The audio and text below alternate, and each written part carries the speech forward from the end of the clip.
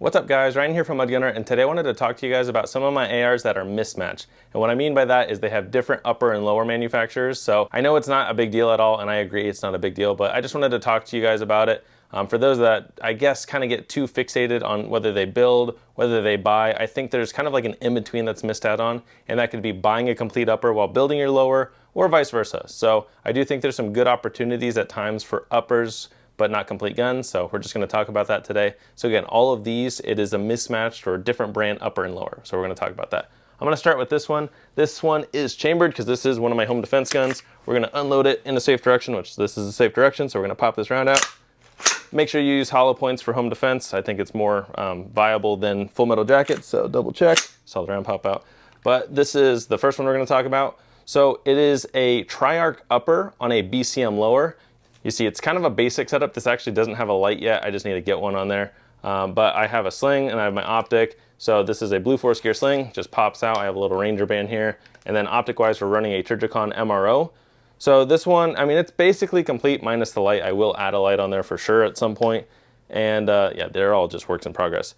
But yeah, the thing with this right now is eventually I want to get a Triarch lower for it. I have this goal to like just have them all be as complete as possible, and then at that point I'll do a BCM upper for this lower, which uppers are fairly easy to get, especially BCM wise. It's just a more readily available gun.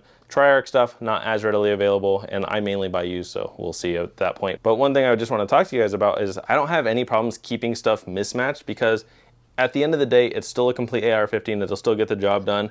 And what you can do at times is I see pretty decent deals on just uppers, whether it's a BCM upper, because you see those fairly often on their website. We'll talk about a more, like, I guess, expensive but available one in a minute.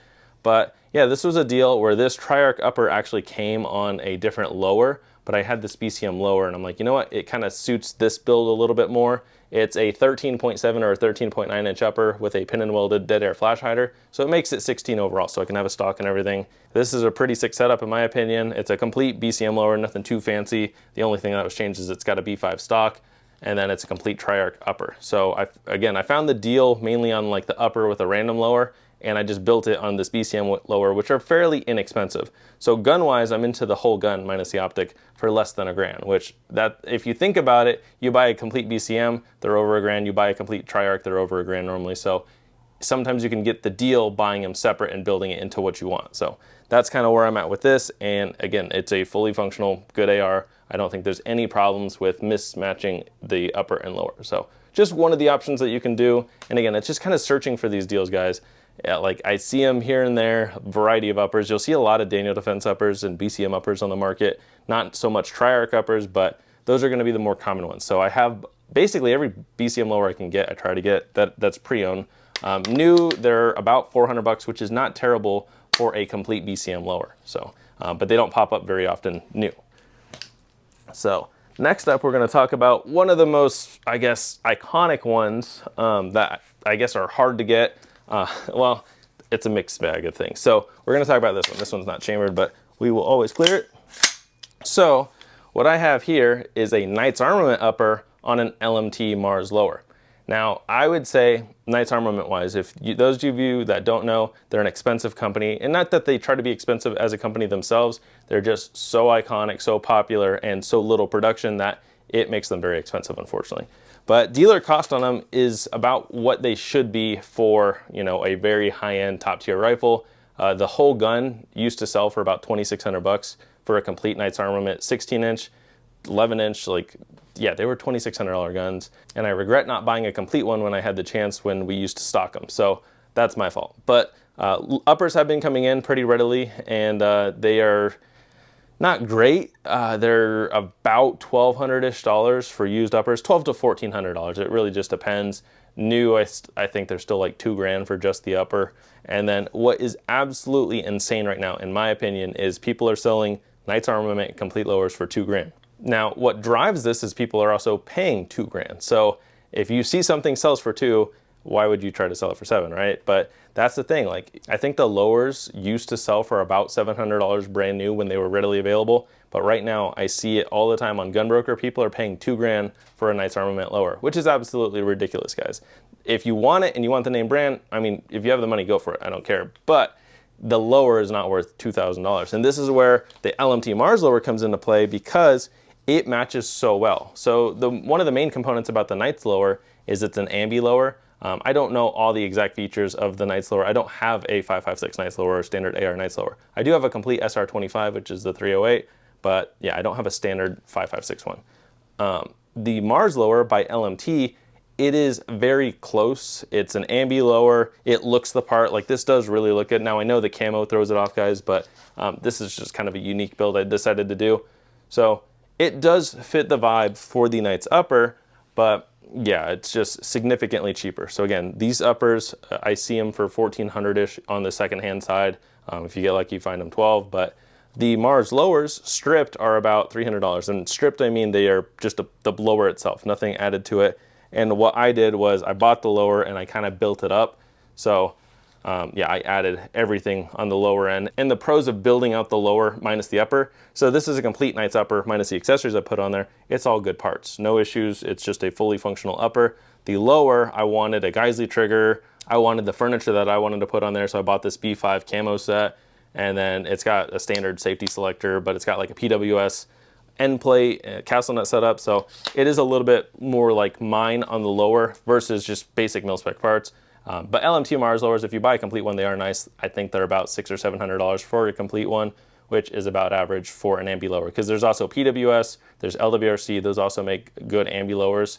So if you're just trying to match your high-end Knights upper or something similar, even like this Triarch upper, the ambi lowers on the market that I know of are PWS, LMT, there's LWRC, so those are all good. And they're all under $1,000. I would not pay, personally, I would not pay $1,000 for a Knights lower, just not for me. So at some point, my goal is to get a complete Knights or get a lower for this, but realistically speaking, I will never be able to buy a lower for this or never choose to buy a lower for this upper because they're so ridiculous.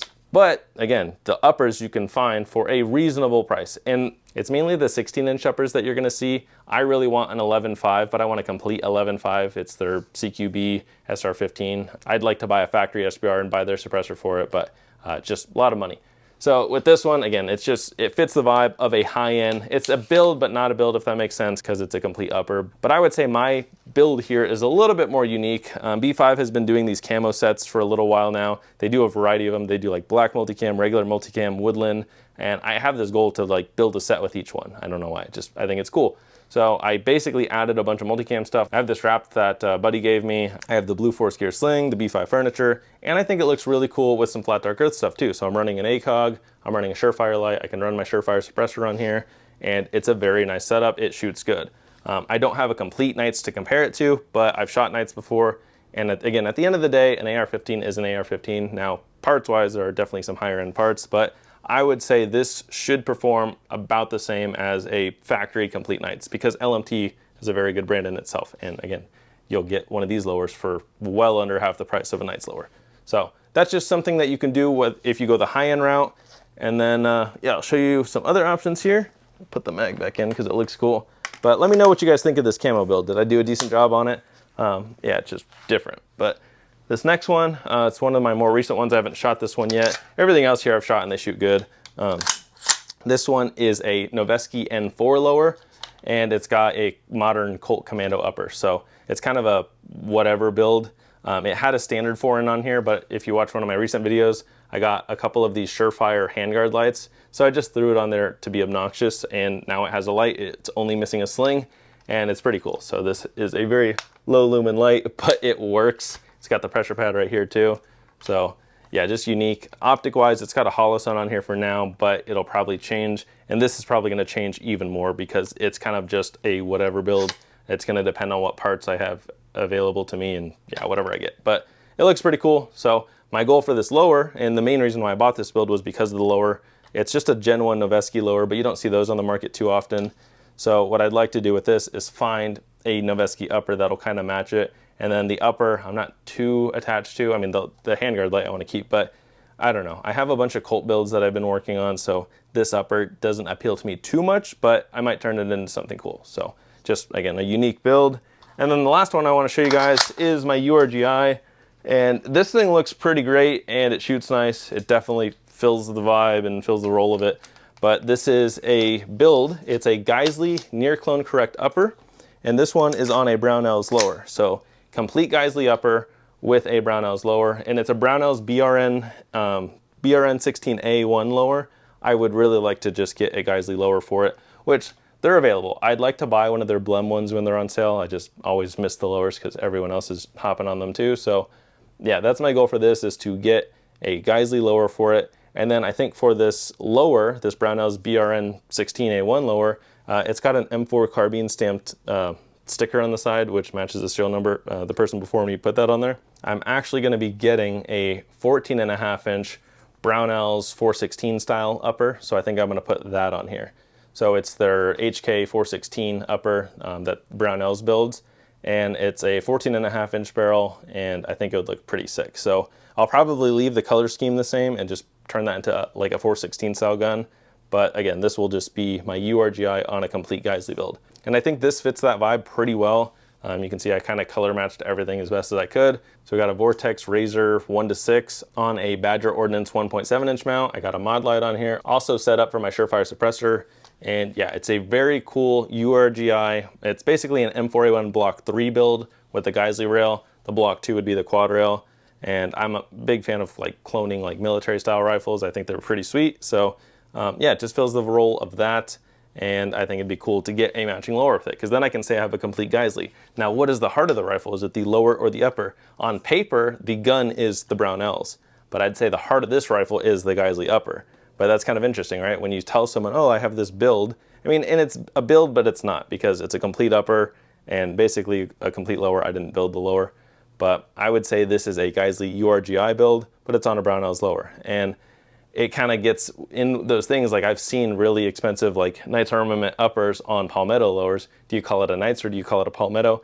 I would say either one's whatever, because it's mainly a Knights Armament. I would say the part of the gun is mainly in the upper, but on paper it's a Palmetto if you did that route. So I think that's where it kind of just looks odd having certain mismatched upper and lowers. I think mine, for the most part, vibe together pretty well, because we got a Knights on an LMT, a Triarch on a BCM, the Geisley on the Brownells. Like, they're very similar in like status, I would say, the brands that I'm using.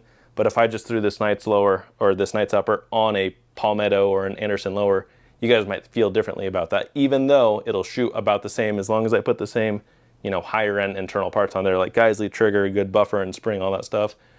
You'll still think of it as an Anderson because I threw it on the cheapest lower out there, or one of the cheapest lowers out there. So that's where it's like, I think it's okay to do either one, guys. It really is. I see people run super high-end lowers or super high-end uppers on super low-end lowers, and they shoot just fine. So the main thing is going to get training, and I would say put at least decent parts in the lower, because not all parts are made equally. Even springs and detents. Like, I have had some very crappy springs and detents, which you would think those are all the same, but they're not. So yeah, I just wanted to talk to you guys about my build ARs. Again, they're builds, but they're not builds because I just slapped an upper on a lower. Even if it's mismatched, it's not necessarily a build, it's just a non-complete AR-15. But yeah, other than that, they shoot great, and eventually I would like to match them up with their appropriate lowers or uppers, and I think we'll have some good setups, and that means I get to double it and build a different Brownells gun, a different Geisley gun, and it'll be cool. So yeah, my AR collection's ever growing, and I know it's a lot, but I just like collecting them, but I also shoot as much as I can. So with that being said, I hope you guys enjoyed. I know I haven't posted a shooting video recently.